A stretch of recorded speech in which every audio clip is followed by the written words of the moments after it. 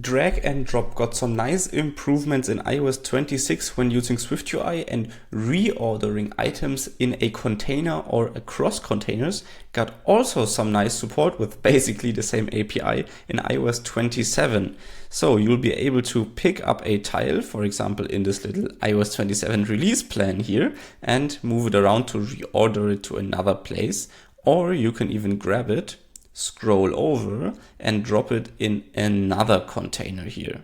Let's explore how this works. So for full transparency, I've created this Xcode project using the Xcode 27 coding agents. They're great at using the new APIs, so I would recommend you to try them out when playing with the new APIs. Basically, our setup here is a horizontal scroll view, which is what you've already seen. And then we have these, or in that, of course, is an H stack as it's horizontal. And then we have these release lane views. These are these vertical containers. So the backlog, in progress, and review. And in each of these release lane views, we have a title, but that doesn't really matter. What matters is these little cards, and they are our feature card view. They live inside of a for each. And this is important because we're going to apply the reorderable view modifier to the for each, not to the views individually. So let's start there. There are two components to making reordering work in iOS 27 with these new SwiftUI APIs. There is first of all the reorderable view modifier, and I've chosen a complex example here where we need to pass in a collection ID. These collections are basically the different containers that are supported. So if you only have one container, like a custom list implementation, then you don't need to pass this collection ID argument.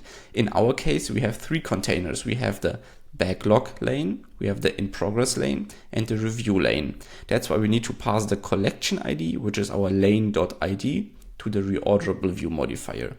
This then applies this to each view inside of the for each, so to our feature card view. That's already the first part of the setup. Contrary to the reorderable view modifier, we don't need to apply the reorder container to each of our three collections or each of our three lanes. It is sufficient to apply this to the parent container, which in this case is the H stack with our three release lane views: backlog, in progress, and review. We just need to apply this once in the top level container. So how does the reorder container work? It needs several different things in order to work. So first of all, you need to specify a type that needs to be reorderable. Now, can you specify any type here? Let's have a brief look at what feature card looks like. You have to specify an identifiable type.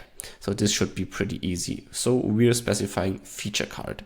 Next, as we support multiple containers or multiple collections, we have to specify the in parameter, and here we have to give a type. So as you noticed earlier in our reorderable, we had the collection ID, which is lane.id, and lane is a release lane, so release lane.id. And now here for this in parameter, we also have release lane.id.self, because this is the type of the ID of the collection. Once again, if you only have one collection, you can get rid of this here and in the reorderable view modifier below. And then lastly, there's another optional argument, reordering enabled. That's because I have added this little toggle here to the toolbar, and if I toggle this off, then reordering enabled will be false. And then you will notice that while we are still able to grab items, we are not able to drop them anywhere else and reorder the list. So keep this in mind, that you can disable reordering, but this does not disable grabbing and having the visual interaction. And then the last thing, of course, is the closure with a difference in here, and we can have a quick look in here. So this is a reorder difference of string and release lane.id, and then we can do with this whatever we want.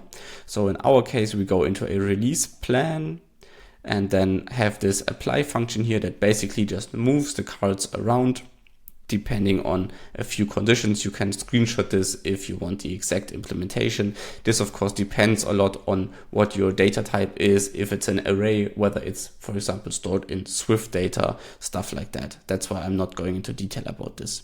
So TLDR, use the reorder container on your topmost container, and then also use the reorderable view modifier on the for each that contains the views you want to be able to move around.